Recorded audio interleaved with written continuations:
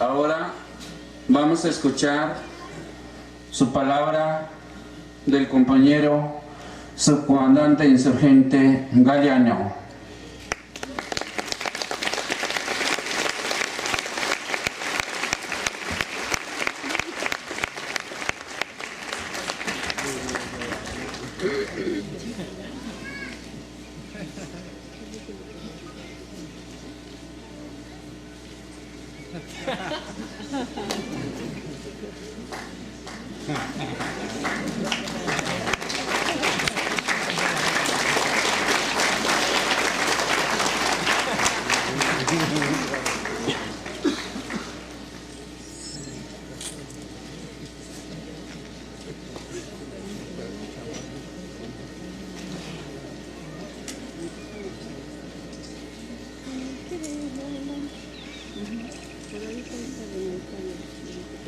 Buenas tardes. Yo no iba a venir, pero como dicen que Villoro anda aquí, entonces vine a ver si...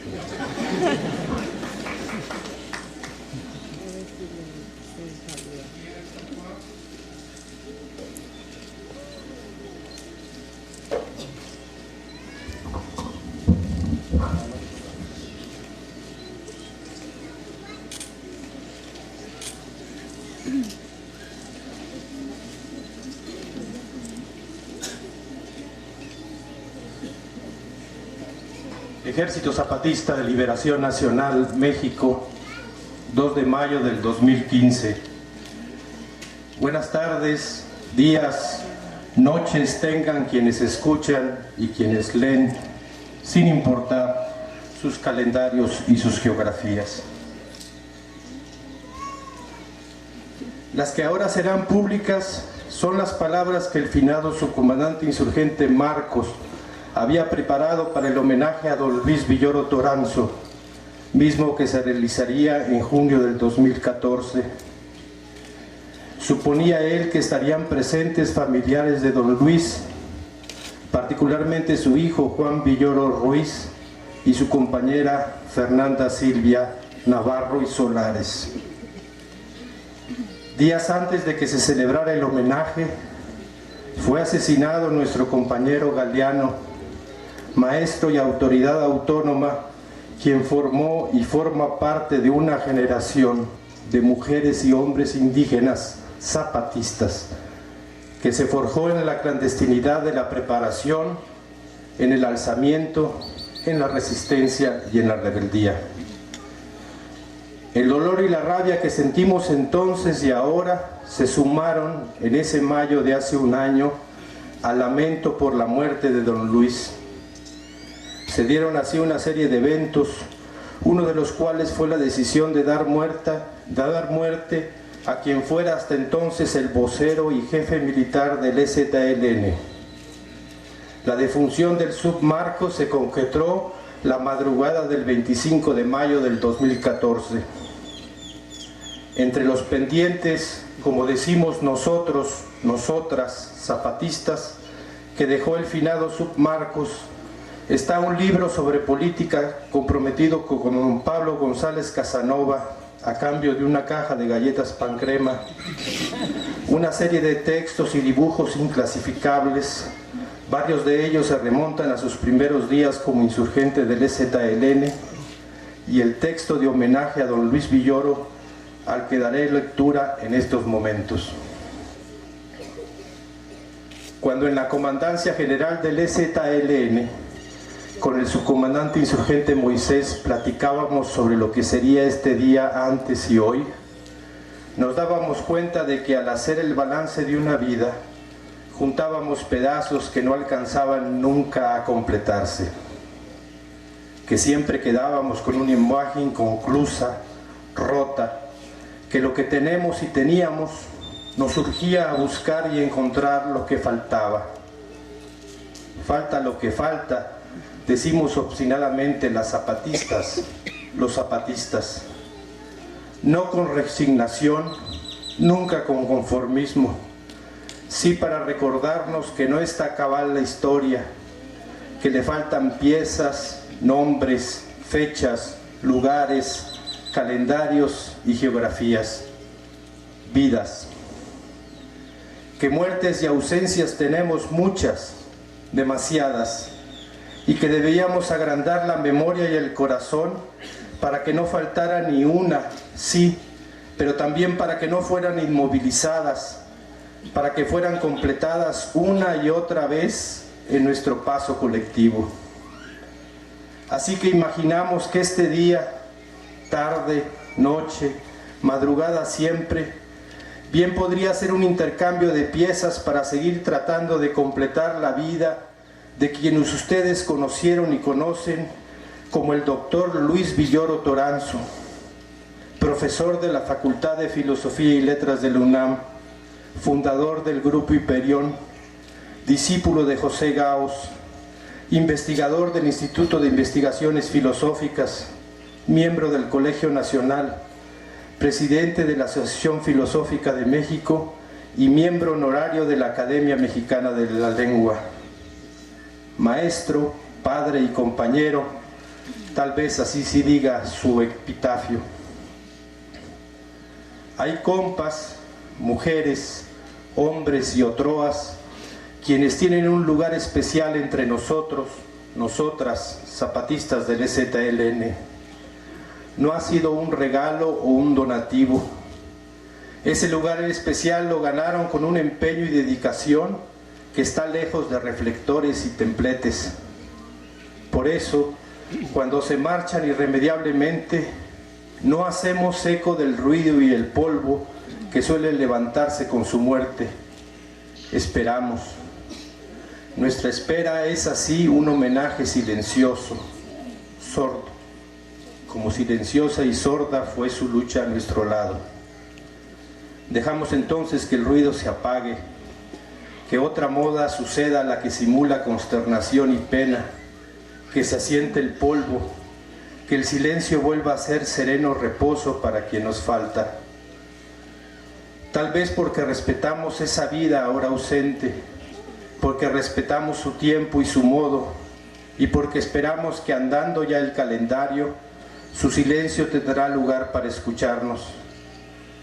Para allá afuera, lo digo como señalando un hecho, no como reproche, el doctor Luis Villoro Toranzo fue un intelectual brillante, una persona sabia a la que tal vez solo se le pueda reprochar la cercanía que en vida tuvo con los pueblos originarios de México, particularmente con aquellos que se alzaron en armas contra el olvido y que resisten más allá de modas y medios. Para quienes no conocieron en vida al doctor Luis Villoro Toranzo, hay, y espero habrá, mesas redondas, reediciones, análisis de revistas especializadas y no. Nuestra palabra de ahora no irá por esos caminos, no porque conozcamos su obra histórica y filosófica, sino porque estaremos aquí para cumplir un debe, saldar un pendiente, cumplir un encargo. Porque ustedes allá afuera conocen a Luis Villoro Toranzo como un pensador brillante, pero nosotros, zapatistas, conocemos como... ¿Cómo? Sabemos que tenemos solo una de tantas piezas y hemos venido aquí a este homenaje para entregarle a quienes compartieron y comparten sangre e historia con él una pieza que creemos no solo no tenían, sino que tal vez ni siquiera imaginaban. La historia acá abajo, del lado zapatista, tiene muchos cuartos cegados, compartimentos estancos en los que las vidas de diferentes se cumplen con aparente indiferencia y en los que solo la muerte derrumba los muros para que miremos y aprendamos de la vida que ahí transcurrió y hagamos, ¿cómo decirlo?, una permuta, un intercambio de lugares. Al abrir el compartimento, al derribar el cuarto muro, al asomarnos dentro, hacemos un cambalache. Esta muerte al museo, esta vida a la vida. Compartimentos estancos, he dicho. Nuestro modo de lucha implica esta cuota de anonimato que solo para algunos de nosotros es deseable. Tal vez después haya oportunidad de volver sobre esto. Ya escucharán al subcomandante insurgente Moisés hablarles a nuestras compañeras y compañeros de las comunidades zapatistas una parte de lo que fue don Luis Villoro Toranzo en nuestra lucha. La inmensa mayoría de ellas y ellos no lo conocían, no lo conocieron. Y así como él, tenemos compañeras, compañeros y compañeroas de los que se ignora su existencia. Este súbito saber que tuvimos compañeros y compañeras que ni siquiera sabíamos que existían hasta que ya no existen, es algo que no es nuevo para nosotras, nosotros, zapatistas. Tal vez es nuestro modo que al nombrar la vida de quien falta, lo hacemos existir de otro modo, como si fuera nuestro modo de traer al colectivo al indígena zapatista Galeano antes, a don Luis Villoro ahora. Nuestro modo de apurarlos, de apremiarlos, de gritarles, ¡hey! Nada de descanso, de traerlos de vuelta y que sigan en la lucha, la chamba, el jale, el trabajo, el camino, la vida. Pero no es una vida la que les voy a relatar, tampoco, es cierto, se trata de una muerte. Es más, no les vengo a contar nada. Vengo a dibujarles un contorno más o menos definido, más o menos nítido, de una pieza de un rompecabezas gigantesco, terrible, maravilloso. Y lo que les voy a contar les sonará fantástico. Tal vez mi hermano bajo protesta de él, claro, Juan Villoro, adivine después en mis palabras apenas una hebra de una madeja absurda y compleja, más cercana a la literatura que a la historia.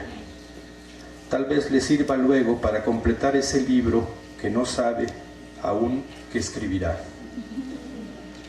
Tal vez Fernanda intuya la irrupción de un concepto que parecía ausente, señalando un hueco cuya satisfacción daría un vuelco teórico a todo un pensamiento. Tal vez le sirva luego para iniciar la reflexión que ahora no sabe que emprenderá. No lo sé, tal vez él, ella, quienes no están, simplemente lo archiven en la carpeta de la H, de homenaje, de herida, de humano, de hidra, de había una vez. Debo ser, por razones de seguridad, propositivamente impreciso en la geografía y el calendario, pero era madrugada y era el cuartel general del Ejército Zapatista de Liberación Nacional. Tal vez una breve descripción de la Comandancia General Zapatista desilusione a más de una UNOA. No hay un mapa gigantesco con luces policromadas o alfileres de colores cubriendo una de las paredes. No hay modernos equipos de radiocomunicación con voces en muchas lenguas. No hay un teléfono rojo, ni de ningún color, pero bueno. No hay una moderna computadora con múltiples pantallas empeñadas en cifrar y descifrar la vertiginosa estática de la Matrix cibernética. Lo que hay es un par de mesas, 2 o 3 sillas, algunas tazas con restos de café frío, papeles mal arrugados, ceniza de tabaco, humo, mucho humo. A veces hay también un tazón de palomitas rancias, pero solo en caso de que se requiera un trueque con algún ser insólito, porque no lo van a creer, pero lo que en otros lados se llama juicio por combate, acá se llama atáscate que hay lodo. No me extenderé en este peculiar modo de resolver las disputas judiciales entre seres que están más que alejados de la jurisprudencia real o de ficción. Baste decir que el tazón con palomitas rancias tiene su razón de ser. Puede haber, no es siempre, es cierto, una computadora portátil y una impresora. No diré ni marcas ni modelos, Baste decir que la computadora trabaja a base de insultos y amenazas y que la impresora tiene un peculiar sentido del albedrío, pues se niega a imprimir lo que no le parece digno de ir más allá de la pantalla. Cierto, suele haber en la pantalla de esa computadora portátil invariablemente un procesador de textos y un escrito que no termina nunca por alcanzar el punto final. Virus, los únicos que pueden llegar a través del bejuco que les sirve para conectarse a uno de los túneles de la red, o sea, arañas, o bichos que huyen de las susodichas mientras una lucecita parpadea alarmada. Pero dejemos que la imaginación de cada quien complete el mobiliario. Podría adornarme y decirles que esa madrugada estaba yo leyendo algún tratado de filosofía helénica, o las fábulas de Higinio, o el tratado sobre los dioses de Apolodoro de Atenas, o los 12 trabajos de Hércules, sí, con Z, de Enrique de Villena, el astrólogo, pero no. O podría decirles y presumirme de moderno, diciéndoles que estaba yo en la red alterna tomando un curso en línea con un UNOA hacker anónimo. Iba a poner famoso, pero si es anónimo no puede ser famoso. Tal vez es un colectivo organizado. Tú dale clic al reloj, tú oprime la tecla de control, no toques la letra Z porque se hace un desmadre y acaba chateando con un ser incomprensible en las montañas del sureste mexicano. En fin, un nickname y un avatar, casi los equivalentes a un hombre de lucha y un pasamontañas que pacientes explican los fundamentos de un terreno de lucha. Como en cada lengua nueva que se aprende, lo primero que hay que conocer son los insultos. Y así saber que no es el equivalente a una mentada de madre. O podría contarles y reiterar el cliché que estaba yo en una reñida multipartida de ajedrez interiosánico con el colectivo llamado Los Irregulares de Baker Street, asentado en la rubia Albión. Pero no. Lo que en realidad estaba yo haciendo es tratando de poner un punto final a un texto que lleva ya 20 años pendiente. Pero entonces apareció en el dintel de la puerta la posta, el guardia, el centinela, el vigía o como le quieran decir. Sub, hay quien te quiere hablar, dijo lacónico después del saludo militar. ¿Quién? Pregunté casi por trámite, porque suponía que sería la insurgenta Erika con alguno de sus complicados acertijos de amores y esas cosas. Un don Luis dice, ya de edad de él, de juicio, respondió el insurgente. ¿Don Luis? No conozco ningún don Luis, dije con enfado. Subcomandante, escuché su voz y su figura se recortó en el umbral. El guardia alcanzó a balbucear. Se metió sin avisar, le dije que esperara, no obedeció. Ajá, no obedeció, como de por sí. Déjalo, le dije al vigía y nos dimos un abrazo con don Luis Villoro Toranzo, nacido en Barcelona, Cataluña, Estado español, el 3 de noviembre del año de 1922. Le ofrecí una silla. Don Luis se sentó, se quitó la boina y se frotó las manos sonriendo. Imagino que por el frío. Dije ya que hacía frío esa madrugada. Hacía de por sí. Como de por sí cuando no hay una luz que entibie la sombra, como hoy.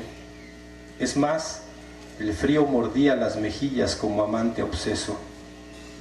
Don Luis no parecía tomar nota de ello. ¿Hace frío en Barcelona?, le pregunté, un poco como saludo de bienvenida, otro poco para distraerlo mientras discretamente apagaba yo la computadora. En fin, guardé la portátil, pedí café para 3 y volví a encender la pipa, rellena como estaba de tabaco usado y húmedo. No recuerdo ahora si don Luis respondió a la pregunta sobre el clima en Barcelona. Sí que esperó pacientemente a que terminara yo de darme por vencido y dejara de tratar de avivar las brasas de las cazueleja. ¿No tendrá tabaco de casualidad?, le pregunté, anticipando con desilusión su negativa. No recuerdo, dijo, y siguió sonriendo. ¿Se refería al frío en Barcelona o así llevaba tabaco? Pero no eran esas las principales preguntas que se me acumulaban en la cazuela apagada de la pipa.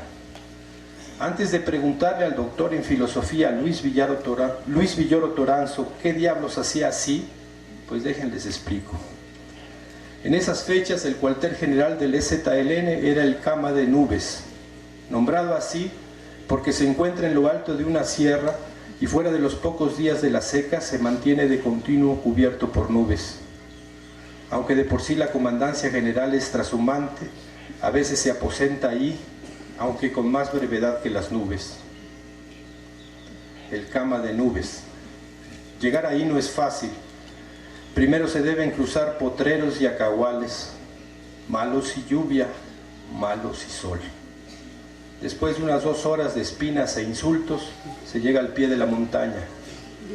De ahí se eleva un estrecho sendero que faldea el contorno del cerro, de modo que siempre hay un abismo a la derecha. No fueron consideraciones políticas las que decidieron ese trazo en espiral ascendente, sino el corte caprichoso de ese pico montañoso en mitad de la sierra. Aunque uno no paraba de subir hasta que estaba casi a las puertas de la champa de la Comandancia General del EZLN, se habían realizado algunas obras de ingeniería militar, de modo que el puesto del vigía tuviera tiempo y distancia para un avistamiento oportuno. De ahí, el caminamiento de acceso al cuartel era propositivamente difícil. A la rudeza de la montaña habíamos agregado palotadas puntiagudas, zanjas y espinas, de modo que solo era posible transitar por él de uno en uno. Cuando yo era joven y bello, con carga promedio, digamos unos 15-20 kilogramos, hacía yo unas 6 horas desde la base del cerro. Ahora que solo soy bello y sin carga, me toma de 8 a 9 horas. ¿Qué? Nuestro empecinado premodernismo y nuestro desprecio a las campañas electorales impiden que tengamos helipuertos en nuestras posiciones. Así que solo se puede llegar caminando. Con estas referencias, era lógico que la primera pregunta que aflorara fuera: ¿y cómo llegó hasta aquí, don Luis? Él respondió: caminando, con la misma tranquilidad que se hubiera dicho en taxi.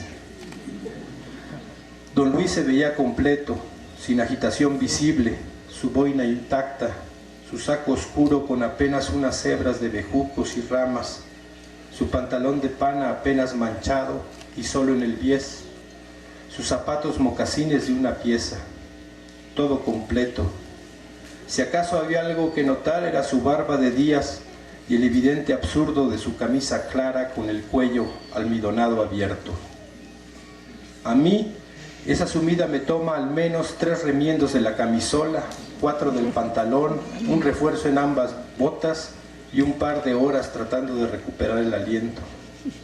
Pero don Luis estaba allí, sentado frente mío, sonriendo. Aparte de un ligero arrebol en sus mejillas, se podría decir que en efecto se acababa de bajar de un taxi. Pero no, don Luis había respondido caminando. Así que nada de taxi. Estaba a punto de soltarme con una larga retahíla de reconvenciones sobre la salud, los calendarios hechos achaques, la imposibilidad de que su avanzada edad tratara de hacer cosas absurdas, como subir una montaña y apersonarse de madrugada en la Comandancia General del EZLN, pero algo me detuvo. No fue el hecho incuestionable de que ahí se encontraba ya, fue la sonrisa de don Luis, que se había tornado nerviosa, inquieta, como cuando no se teme preguntar, sino tener respuestas.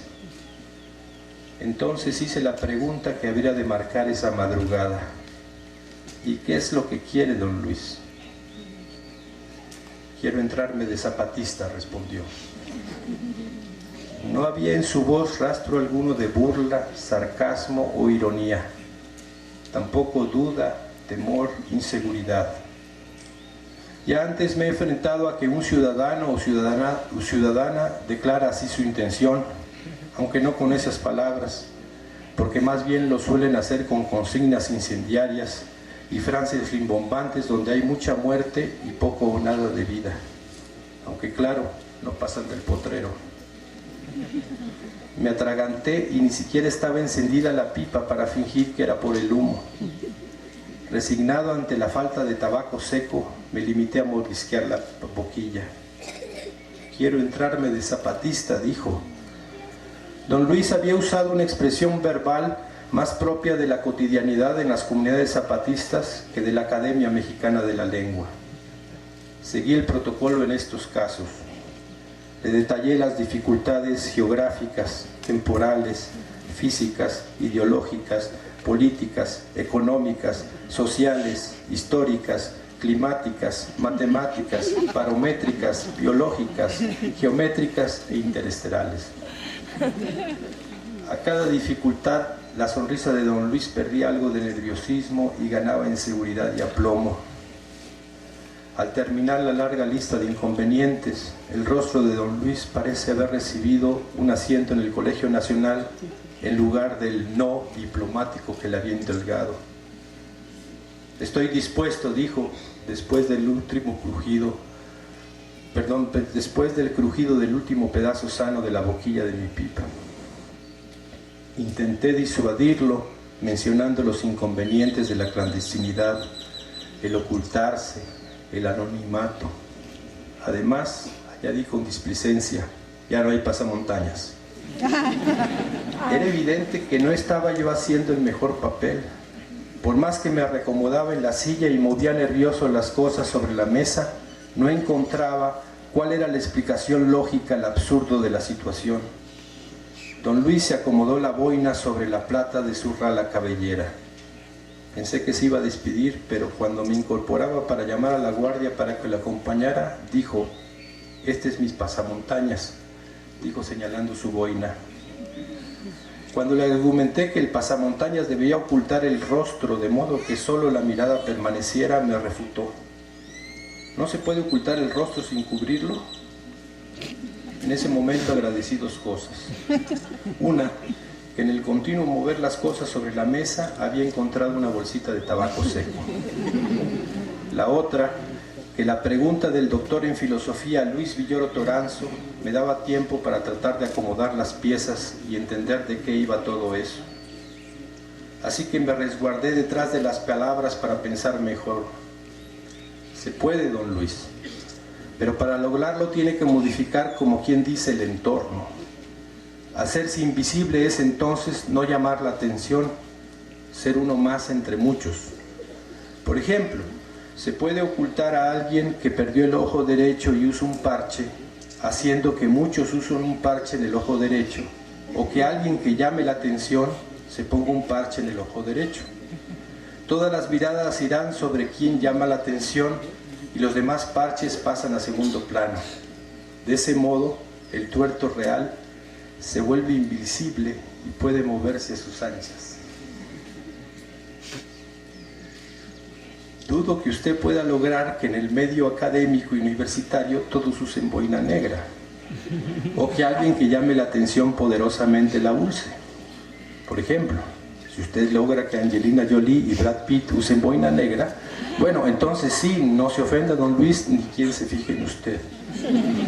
Además, la boina remite más al Che Guevara que a la filosofía idealista de la ciencia. Ya sabe usted que aunque es una selva, el Instituto de Investigaciones Filosóficas no es un centro de subversión, precisamente. Pero, interrumpió él, encajando sin dificultad el calambre, otra forma de no llamar la atención, es decir, de pasar desapercibido, es no modificar la rutina, seguir vistiéndolo de costumbre. Al mirarme con la boina negra, no verán nada extraño. En cambio, si me pongo un pasamontaña, pues eso sería una modificación radical. Me verían, llamaría la atención, dirían: es el profesor Luis Villoro con pasamontañas, ha enloquecido, pobre. Tal vez oculta alguna deformación reciente, o las huellas de la vejez, o la enfermedad, o un crimen inconfesable. Y mutatis mutanto, mutando, si se deja de hacer algo rutinario o de costumbre, llama la atención. Por ejemplo, subcomandante, si usted deja la pipa, llama la atención. Si se pone un parche en el ojo, otro ejemplo, se fijarán más y comenzarán a especular si lo ha perdido o si lo tiene amoratado por un golpe. Buen punto, dije, y discretamente tomé nota. Don Luis continuó: si me pongo la boina, cualquiera que me vea no dirá nada, pensará que sigo siendo el mismo. Y entonces agregó como conclusión lógica: y mi nombre de lucha va a ser Luis Villoro Toranzo. Pero don Luis, rechacé, si de por sí ese es su nombre. Correcto, dijo levantando el índice derecho. Si me pongo ese nombre de lucha, nadie va a saber que soy zapatista. Todos pensarán que soy el filósofo Luis Villoro Toranzo. ¿No dijo usted que al cubrirse el rostro los zapatistas se mostraban? Asentí sabiendo a dónde iba. Ahí está, con la boina y el nombre me muestro, es decir, me oculto. ¿No era esa la paradoja? Hubiera dicho touché, pero estaba tan desconcertado que mi francés quedó en el baúl de los olvidos. El resto de la noche madrugada la pasé argumentando en contra y él contraargumentando a favor. Déjenme decirles que hay que reconocerlo, su razonamiento lógico era impecable y con gracia y buen humor sorteaba una y otra vez las trampas falaces con las que suelo hacer tropezar a los más renombrados intelectuales. Sí, estoy siendo sarcástico, así que nadie se llame ofensa. El caso o cosa era que don Luis Villoro Toranzo, aspirante a zapatista cuyo nombre de lucha sería Luis Villoro Toranzo, y que para ocultarse mejor se mostraría con una boina negra como pasamontañas, fue deshaciendo uno a uno los obstáculos y reparos que con cierta necedad le fui poniendo.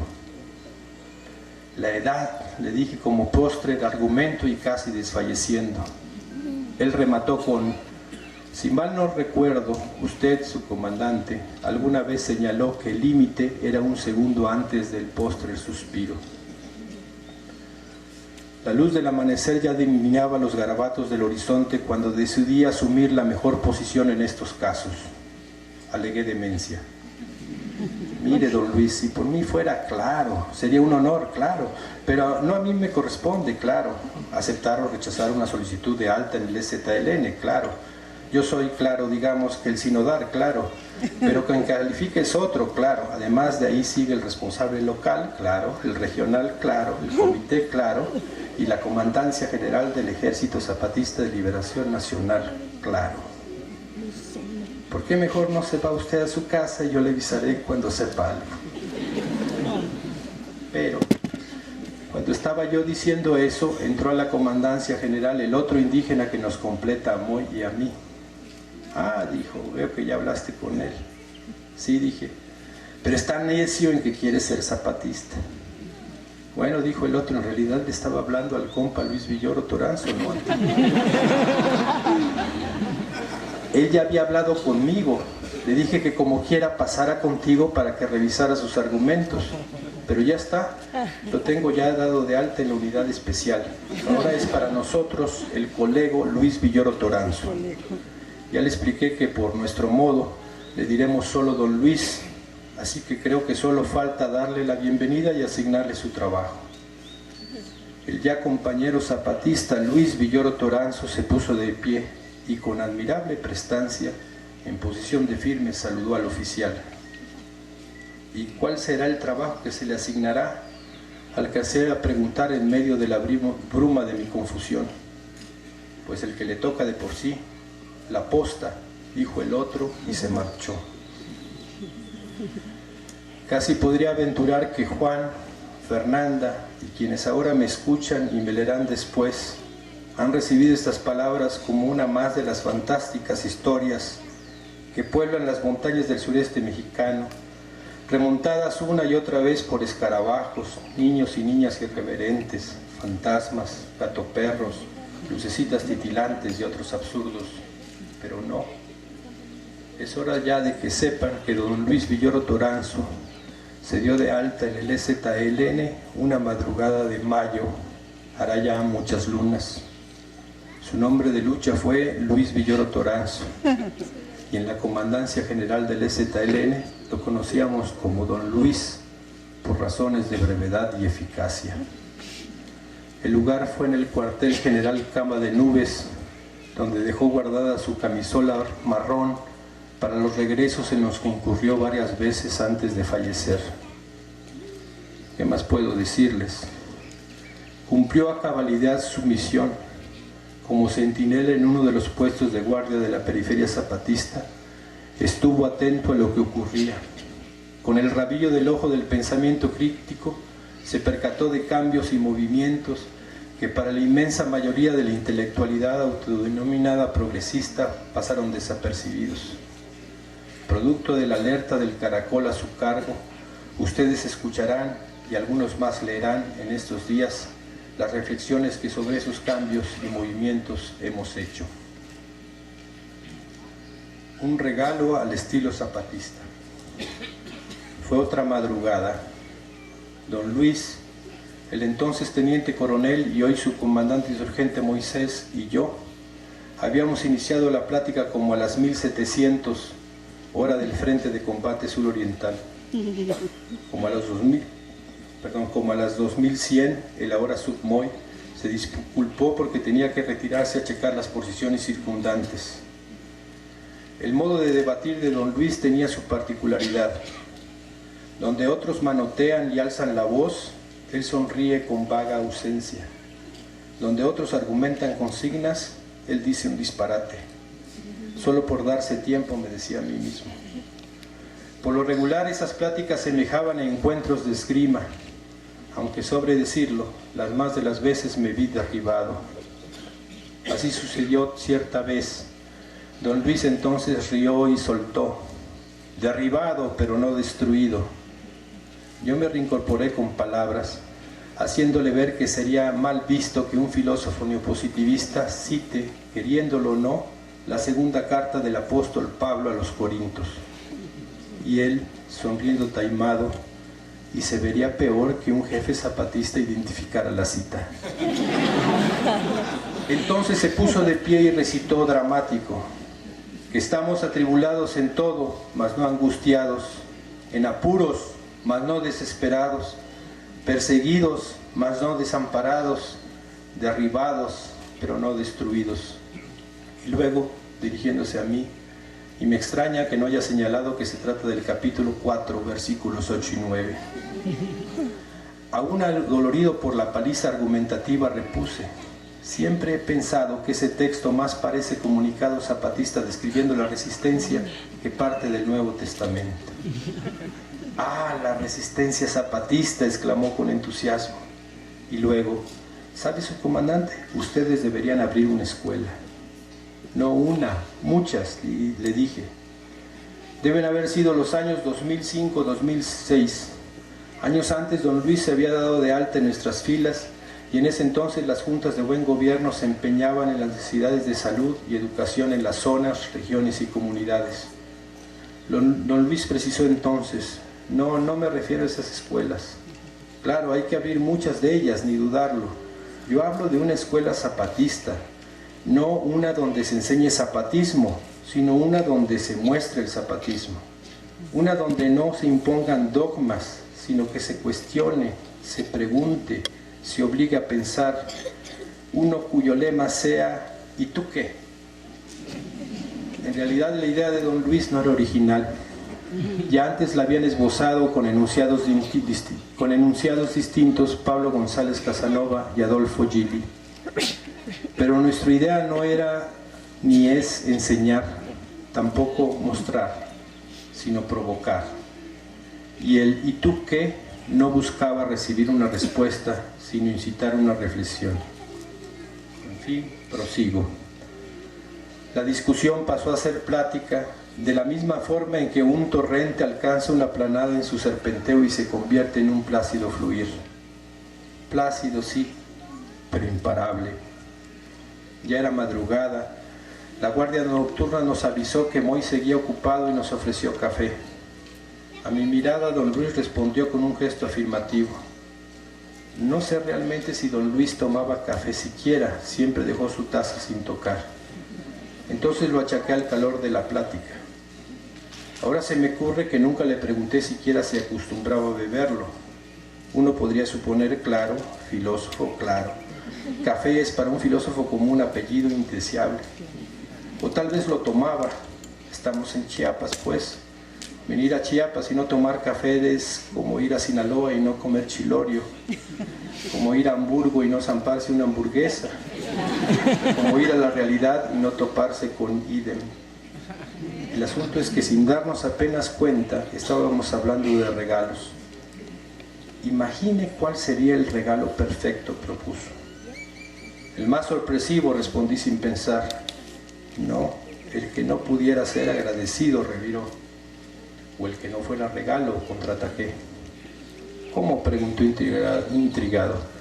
Como por ejemplo un enigma o una pieza de rompecabezas. O sea, un regalo sin razón de ser. Si no hay una razón, aumenta la sorpresa, dije. Cierto, pero para quien lo da, podría ser un regalo el no poder ser agradecido por el regalo, dijo como para sí mismo. Conforme se hacía más revuelta la argumentación lógica, más pensaba yo que don Luis se estaba cansando, pero no, estaba animado y tenía la mirada brillante como si me levanté y le toqué la frente. No dije nada, solo me dirigí a la puerta y le avisé a la posta, que venga la compañera de sanidad. Don Luis tenía fiebre. La insurgente de sanidad recomendó antipirético, un baño de agua fría y mucho líquido. Don Luis no se opuso a nada, pero en cuanto se retiró la compañera me dijo, basta con un poco de descanso, y se durmió. 2 días estuvo así, apenas despertándose para comer e ir al baño. Ya repuesto del todo, me dijo que debía retirarse. Me recomendó que releyera sus informes de vigilancia y se despidió. Antes de cruzar el dintel de la puerta, sin voltear a verme y más bien para sí mismo, murmuró: eso, un regalo que no se puede agradecer. Sería muy zapatista. Se colocó la boina, me dijo algo más y se fue. Ahora, a más de 12 lunas de su ausencia, puedo contar lo que me dijo al despedirse esa ya mañana con el sol levantando luces y sombras. Compañero subcomandante insurgente Barcos, me dijo, cuadrándose con notable vitalidad. Compañero Luis Villoro Toranzo, le dije siguiendo mi vieja costumbre de indicar así que estaba listo para escuchar. Quiero pedirle algo. No se me escapó el abandono de la informabilidad, pero lo achaqué a su nueva profesión. No vaya usted a decir nada de esto a nadie más por el momento, demandó. Claro, le dije, entiendo, el secreto, la clandestinidad, eso, que la familia no sepa. No es eso, me dijo. Quiero que lo diga después.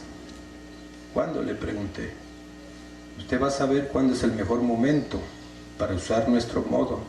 De por sí llegarán el calendario y la geografía. ¿Y por qué?, le pregunté curioso. Es un regalo que quiero darle a mis hijos y a mi compañera. Hombre, don Luis, no chingue. Mejor regálele una corbata verde con motas rojas a Juan, a Miguel una roja con motas verdes o viceversa, a su hija Renata un jarrón, a Carmen un cenicero o viceversa. Como quiera, como en toda buena familia se van a pelear. A Fernanda un cuaderno de apuntes, de esos de rayas. Son inútiles y horribles todos esos obsequios, pero lo que cuenta es la intención. Don Luis rió de buena gana y ya más serio continuó. Cuénteles mi historia, o bueno, esta parte de mi historia.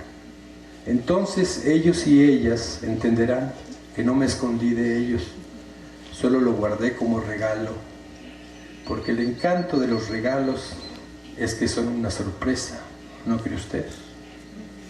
Dígales que les regalo este pedazo de mi vida. Dígales que se los oculté no como se esconde un crimen, sino como se guarda un regalo.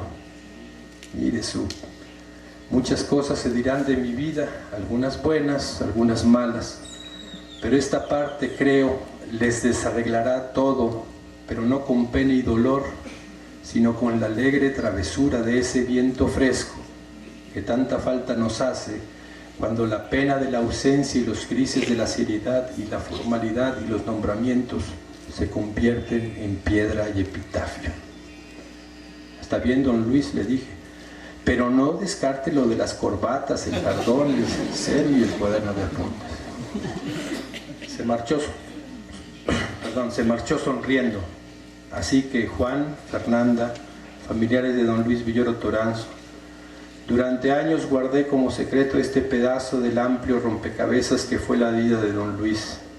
No esa vez, sino después, cuando la rabia y el dolor nacían del cuerpo masacrado del compa maestro zapatista Galiano, fue que entendí el por qué retener esa pieza de su vida.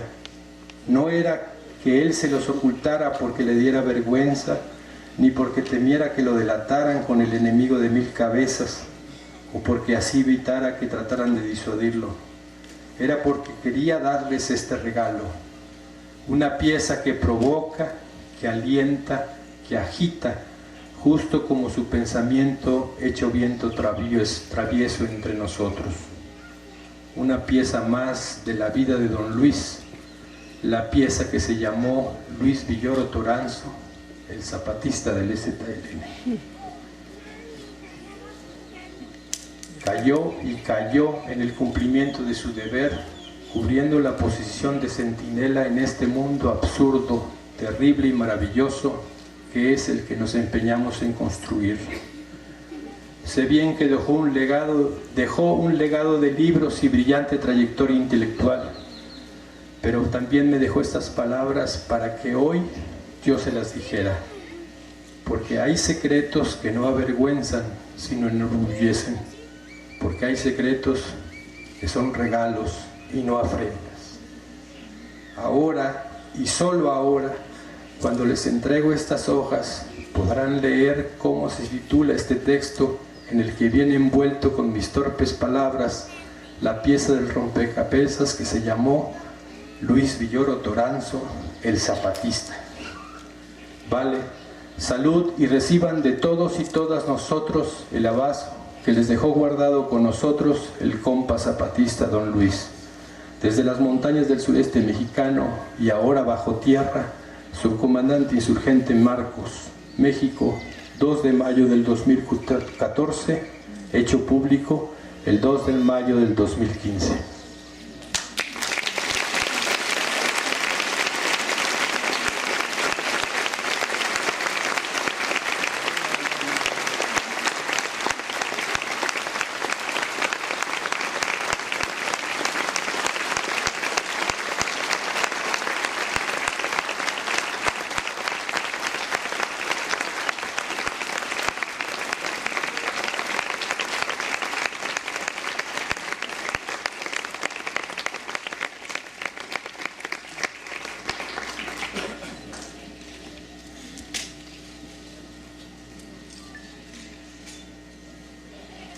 ...2 de mayo del 2015, compañeros y compañeras del Ejército Zapatista de Liberación Nacional, compañeroas, compañeras, compañeros de la Sexta, personas que nos visitan. Me toca ahora hablarlo al compañero maestro zapatista Galiano, hablarlo para que en la palabra viva, hablárselos para que tal vez así entiendan nuestra rabia. Y decimos maestro zapatista Galiano, porque ese era el puesto o la posición o el trabajo que tenía el compañero cuando fue asesinado.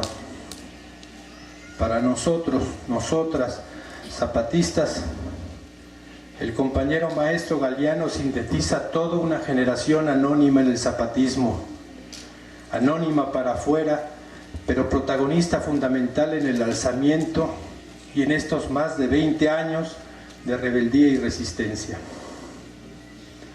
La generación que siendo joven estuvo en las llamadas organizaciones sociales y conoció la corrupción y la falsedad que nutre a sus dirigentes. Se preparó en la clandestinidad, se alzó en armas contra el supremo gobierno, resistió a nuestro lado traiciones y persecuciones y orientó la resistencia de la generación que hoy asume los cargos en las comunidades indígenas. La muerte violenta, absurda, implacable, cruel, injusta, lo alcanzó con el cargo de maestro. Un poco después, y lo hubiera alcanzado como autoridad autónoma. Algún tiempo antes lo hubiera tocado como orientador. Antes de eso hubiera la muerte matado al miliciano. Muchas lunas antes el muerto hubiera sido un joven que sabía lo suficiente y necesario sobre el sistema y buscaba, como muchos muchoas todavía, el modo mejor de desafiarlo. Hace un año, un trío de periodistas de paga, adocenados por el gobierno de Hilario Velasco y su podrida corte, levantaron una mentira en torno a su asesinato. Quien tomó las fotos lastimeras de los supuestos golpes, cuidadosamente vendados de los asesinos, como premio fue a pasear a Nueva York otras fotos mercenarias. Quienes tragaron sin reparo la mierda gubernamental y la difundieron en primera plana, ahora tienen eco en quienes maquillan la noticia y presentan su asesinato como producto de un enfrentamiento. Quienes callaron cómplices por conveniencia financiera o cálculo político, siguen simulando que hacen periodismo y no publicidad mal disimulada. No muchos días antes de este que nos convoca, leímos en la prensa de paga que la heroica, abnegada, profesional e impoluta Policía del Distrito Federal en México tuvo un enfrentamiento, así dijeron, con un grupo de personas invidentes. Los malvados ciegos arremetieron con sus armas, sus bastones, a los pobres policías que no hacían sino cumplir su deber y tuvieron que responder con golpes de tolete y escudo para hacer ver a los sin vista que la ley es la ley para los de abajo y para arriba no es. Y también hace poco, y con motivo de esas especulaciones de temporada que suelen azotar no solo al gremio periodístico, también a las redes sociales, cuando hablar de algo es ocultar que no se tiene nada importante que decir o informar, una periodista, de esas que alegan profesionalismo y objetividad, escribía sobre la muerte del hermano en lucha y recogedor de lluvias, Eduardo Galeano, y suponía una liga falsa entre el Galeano escritor y el Galeano maestro miliciano y zapatista. Al hacer referencia al compañero zapatista Galeano, la periodista de paga insistía en que había muerto en un enfrentamiento y remitía las fotos de su colega turista en Nueva York. Señalo que es una periodista no por misoginia, sino por lo siguiente. Como ya es común en los medios de comunicación, tan común que a veces ni nota alcanzan, los asesinatos de mujeres son también maquillados de modos que son muertas y no asesinadas. Tomemos un caso cualquiera, un hogar o una calle cualquiera, una geografía cualquiera, un calendario cualquiera. Hay una discusión, una pelea, o ni siquiera eso, solo porque sí, porque él manda. El hombre agrede a la mujer se defiende y alcanza a rasguñar al hombre.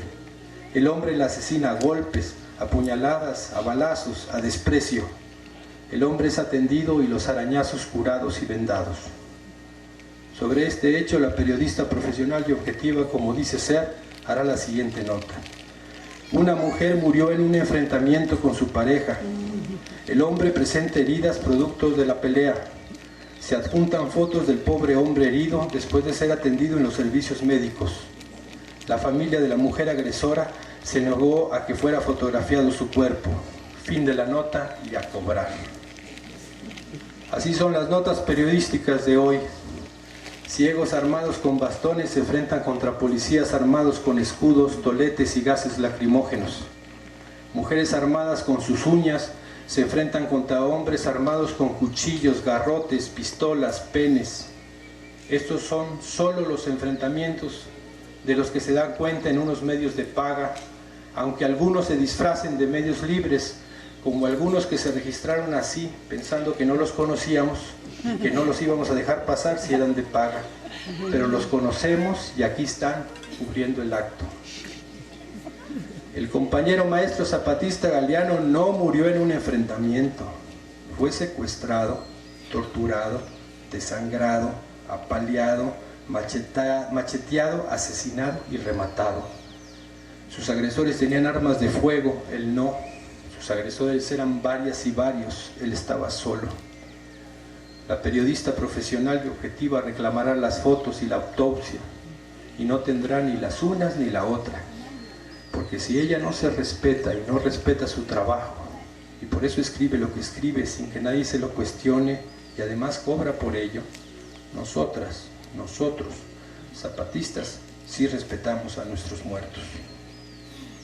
Hace más de 20 años, en la batalla de Ocosingo, que duró 4 días, combatientes zapatistas fueron ejecutados por los federales después de ser heridos en combate. Las armas de fuego de los zapatistas fueron suplantadas por armas de palo. La prensa fue entonces llamada a desquitar la paga bajo la vigilancia de las tropas gubernamentales. Se tejió así la patraña, repetida hasta el vómito hasta nuestros días, de que las tropas del ZLN salieron con armas de madera a enfrentar al mal gobierno. Claro, el pequeño problema es que alguien tomó las fotos cuando los zapatistas caídos no tenían nada a su lado, y luego las contrastó con las presentadas por la prensa oficialista. Mucho dinero se pagó para que las fotos que retrataban la realidad no fueran difundidas. Ahora, en los tiempos modernos de crisis económica de los medios de comunicación de paga, un arte, la fotografía periodística, se ha convertido en una mercancía mal pagada que a veces solo alcanza a provocar náuseas.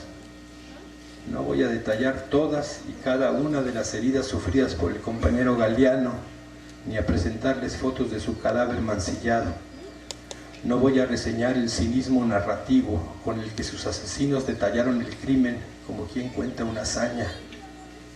Tiempo habrá de pasar, las confesiones de los verdugos serán conocidas, se sabrán con detalle las torturas, los festejos que hacían con cada gota de sangre, la borrachera de la muerte cruel, la euforia posterior, la cruda moral y etílica de los siguientes días, la culpa persiguiéndolos, la justicia alcanzándolos. El compañero maestro zapatista Galeano será recordado por las comunidades zapatistas, sin bulla, sin primeras planas.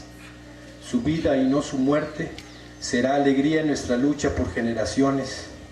Cientos de niños, tojolabales, celtales, tzotziles, choles, zoques, mames y mestizos llevarán su nombre, y no faltará la niña que se llame Galeana. Los 3 miembros de la decadente nobleza mediática, quienes llamaron a la guerra con la difusión de una mentira, quienes callaron con cobardía, y la periodista profesional y objetiva, seguirán siendo mediocres.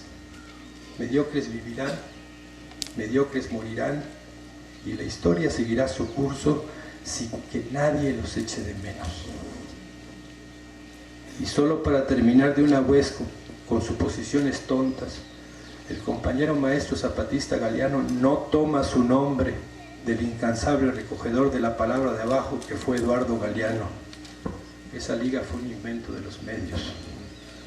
Aunque suene absurdo, el compañero toma su nombre de lucha del insurgente Hermenegildo Galeana, por cierto, originario de Tecpan, en el ahora estado de Guerrero, y que llegó a ser lugarteniente del jefe independentista José María Morelos y Pavón. Hermenegildo Galeana estaba con las tropas insurgentes cuando el 2 de mayo de 1812 rompen el sitio que el ejército realista mantenía sobre Cuautla, derrotando a su paso a las tropas del general Félix María Calleja. La resistencia insurgente escribió entonces una página brillante en la historia militar. Es frecuente en los pueblos zapatistas que hombres y mujeres apliquen los géneros a su muy particular entender. Así, por ejemplo, el mapa es la mapa. Lo que hizo el compañero fue masculinizar el apellido Galeana y lo convirtió en Galeano. Eso fue años antes de que saliéramos a la luz pública. No voy a decir mucho más sobre el compañero maestro zapatista Galeano. Ya lo harán más y mejor sus familiares y compañeros y compañeras que hoy nos honran con su presencia. Lo mismo que hará el compañero subcomandante insurgente Moisés. A mí me duele todavía mucho su ausencia.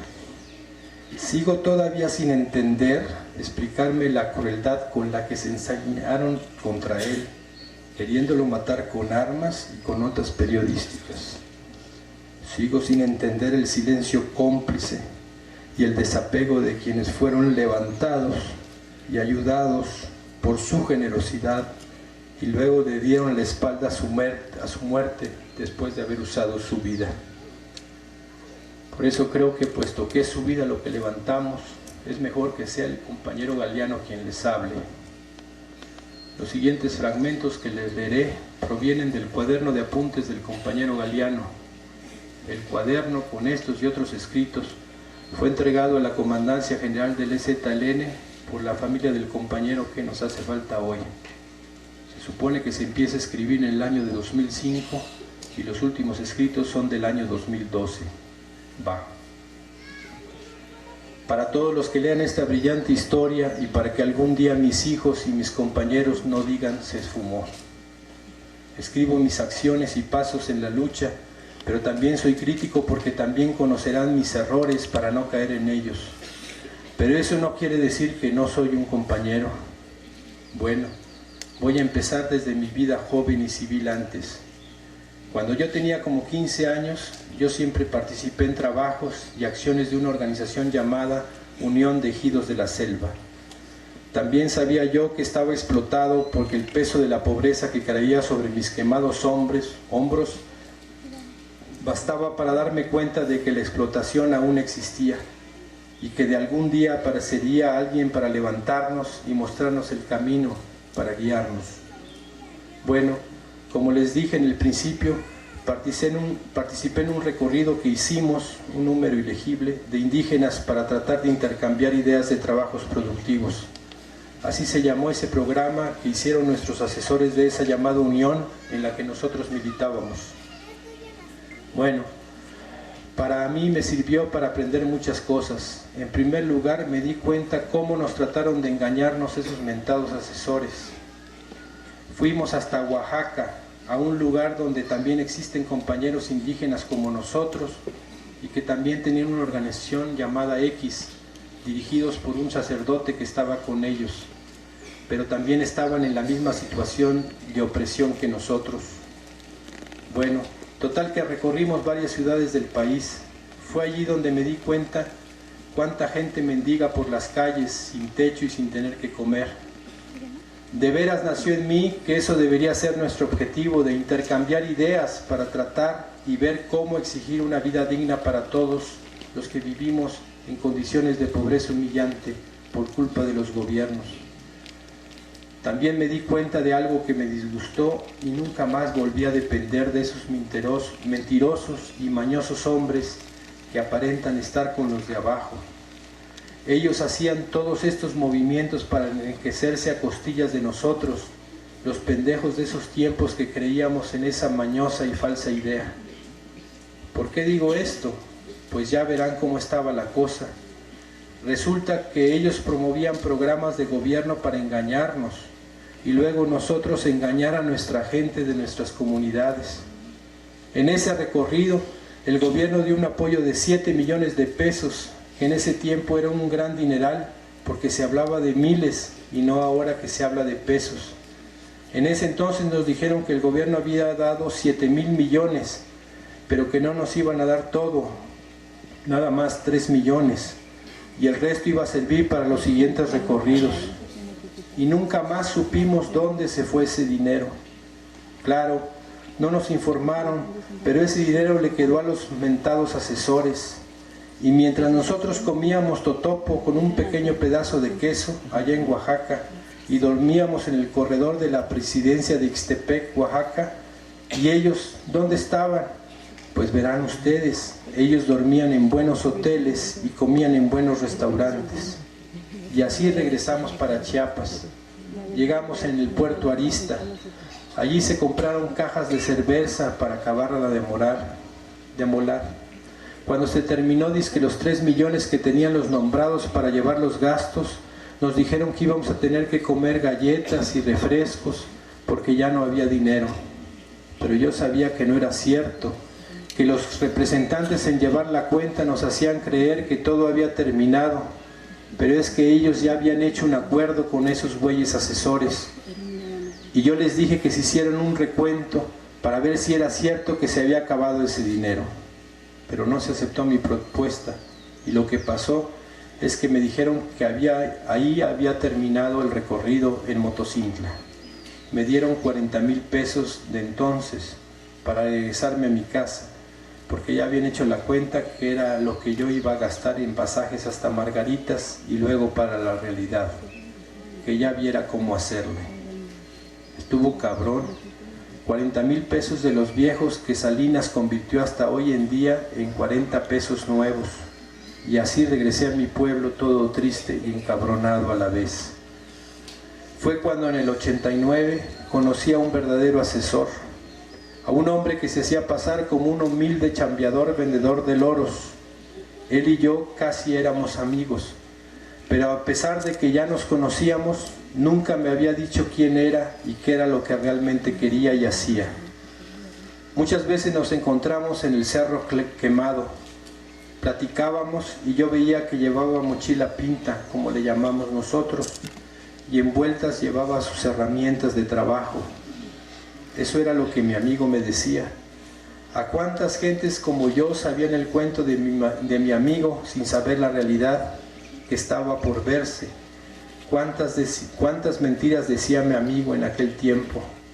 Mentiras para hacer verdad, mentiras para hacer realidad, mentiras verdaderas. Era mi cuate, yo tan torpe que no entendía lo que estaba pasando. Hasta que un día me topé nuevamente con mi amigo, pero esta vez ya no estaba vestido de humilde chambeador, ni cargaba mochila pinta y tampoco llevaba jaula de loros. ¿Qué era lo que llevaba entonces? Verán, pues allí estaba mi amigo, mi cuate, todo de negro y café, con mochila y zapatos y un arma en los hombros. Resulta que mi amigo era un valiente guerrillero y soldado del pueblo. Me quedé sorprendido y me regresé todo triste y aún sin comprender lo que allí está pasando. Eso fue mi error, no entender rápido lo que aquel hombre quería. Fue entonces cuando él supo que yo ya lo había descubierto y me mandaron llamar en la casa de seguridad junto con mis padres y mis hermanos. Pero fue que mi padre no quiso entrarle luego y mis hermanos también, pero yo ya no tenía más que hacer y decir. Fue así que le entré de lleno a la organización. Me llevaron para entrenar. En ese entonces casi todos ya eran zapatistas. Nos fuimos a entrenar. Luego me asignan el grado de cabo y así hasta que entraron todos mis familiares. Hasta que se llegó el día que supe quién era y cómo se llamaba mi mentiroso verdadero amigo. Era en ese entonces el capitán insurgente Z. Allí estaba ese hombre que tuvo que recorrer todos los pueblos indios de Chiapas, todas sus montañas, ríos y cañadas. Caminaba de noche como guerrillero, de día como el más humilde buscador de trabajo y sembrando paso a paso la semilla de la libertad hasta que creció y dio frutos. Qué grande fue su sufrimiento, pero qué lindos frutos cosechó y se llevó. Y se ganó con orgullo el grado de mayor por su inteligencia y valiente acción y preparación. Pero no solo él estaba.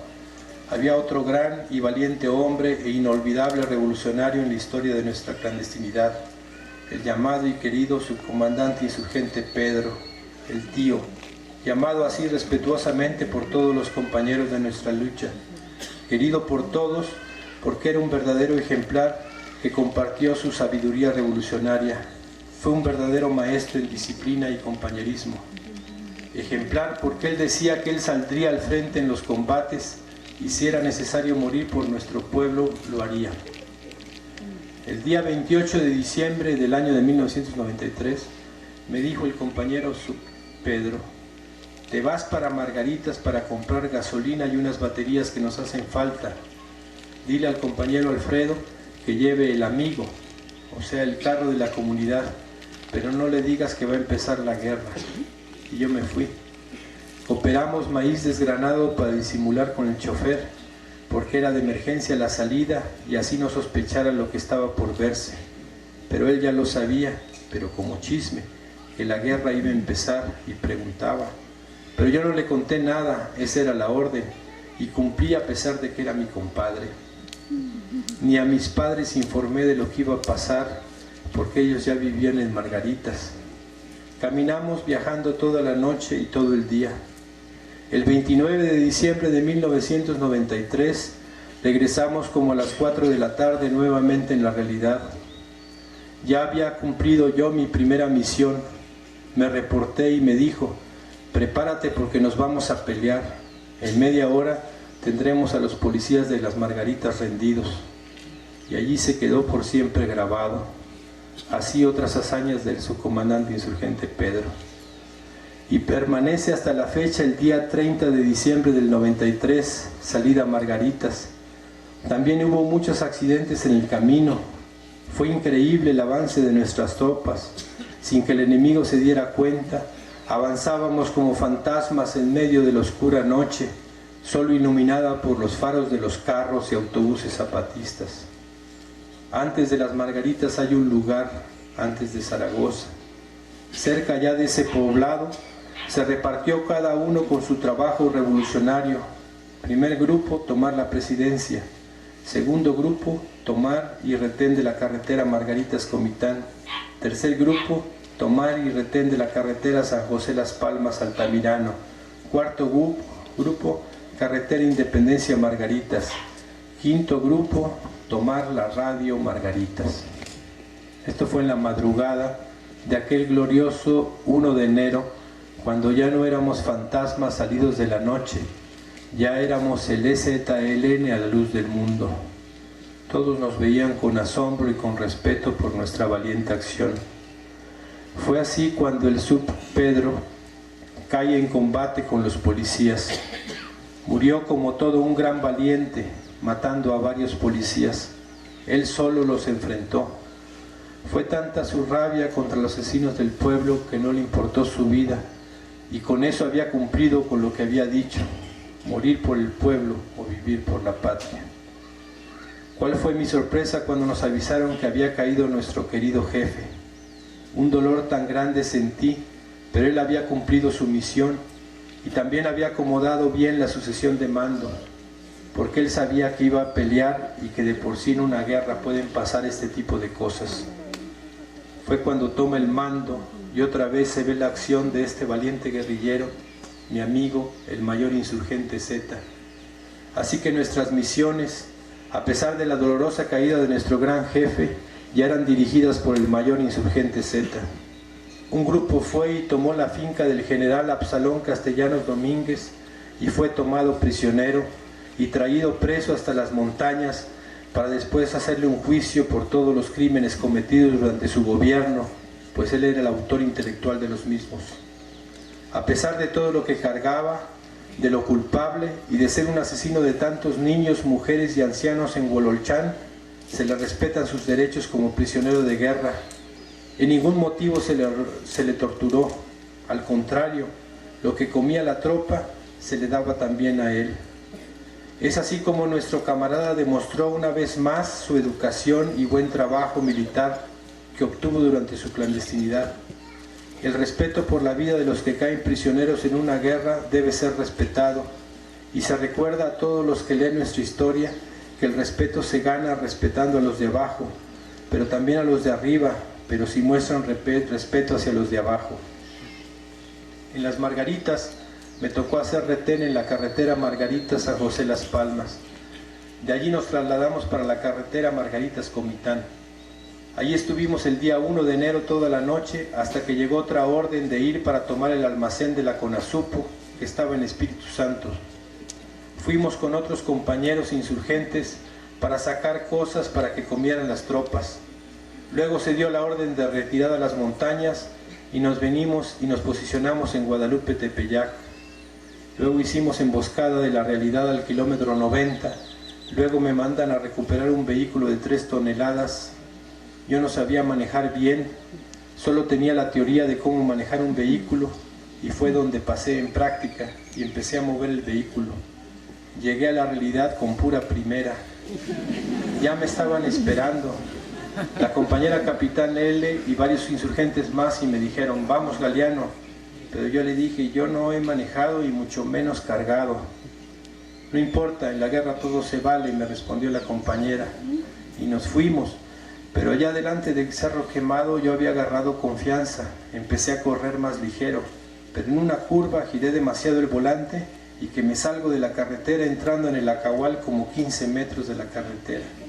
Pero bueno, lo saqué como pude y seguí para cumplir con la misión.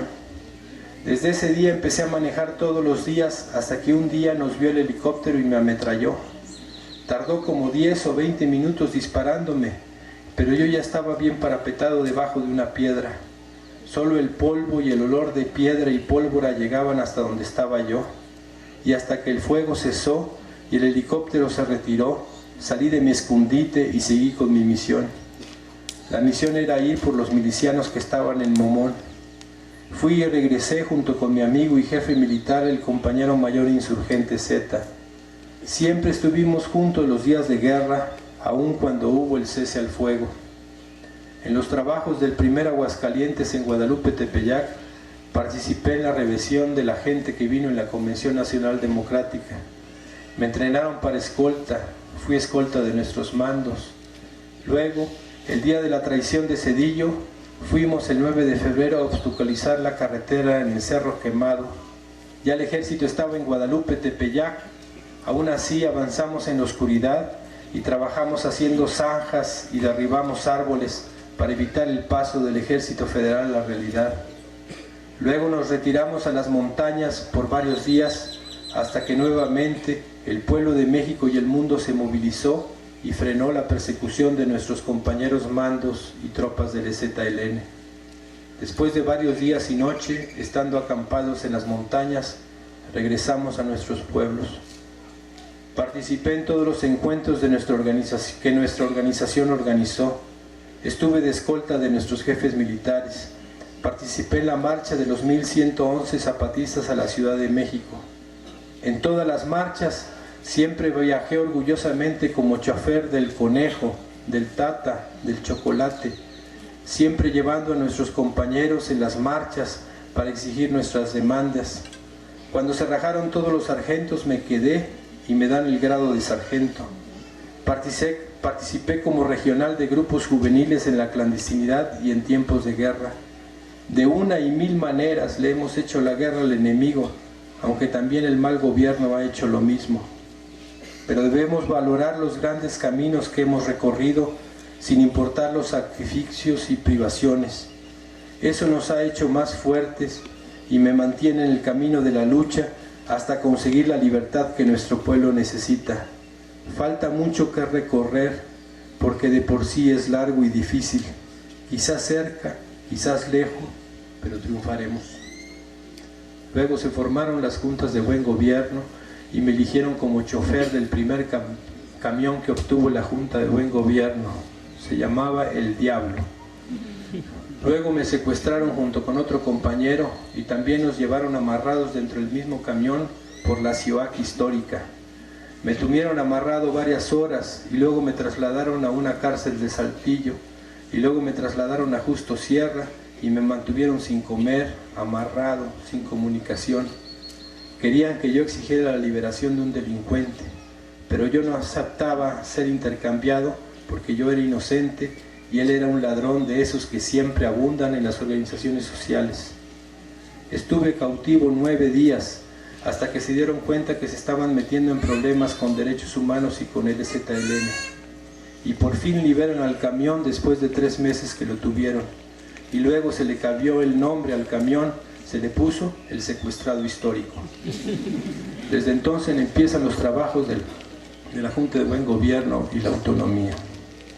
24 de enero del 2012. Esa es la última fecha que aparece en su cuaderno. Junto a esa breve autografía hay un par de poemas, probablemente de su autoría, y algunas canciones de amor y esas cosas. Por mi parte solo me queda agregar que el compañero maestro zapatista Galeano era, como es cualquiera de las compañeras y compañeros zapatistas, alguien por quien bien valía la pena morir para hacerlo renacer de nuevo. Al terminar estas líneas, tal vez haya respuesta a una cuestión latente, una pregunta sembrada en mitad de la historia que no se escribe con palabras. ¿Qué o quién hizo posible que en un espacio de lucha confluyeran el filósofo zapatista y el indígena zapatista? ¿Cómo fue que sin dejar de ser maestro, el filósofo se hiciera zapatista y que el indígena, sin dejar de ser zapatista, se hiciera maestro? Algo pasa en el mundo que hace posible este y otros absurdos. ¿Por qué? Para vivir, el uno hereda a los suyos una escondida pieza del rompecabezas de su historia. ¿Por qué? Para no irse, el otro nos deja en letras su mirada vuelta hacia sí mismo y su historia con nosotros, nosotras, zapatistas. Esto es lo que tratamos de responder todos los días, a todas horas y en todos los rincones. Ahora, casi al poner el punto final a estas palabras, se me ocurre que la respuesta, o al menos una parte de ella, está sentada en esa mesa, están en quienes están atrás y frente mío, está en los mundos que al nuestro se asoman por la lucha de quienes con secreto orgullo se autodenominan zapatistas, profesionales de la esperanza, transgresores de la ley de gravedad, personas que sin aspavientos en cada paso se dicen y dicen: para vivir morimos.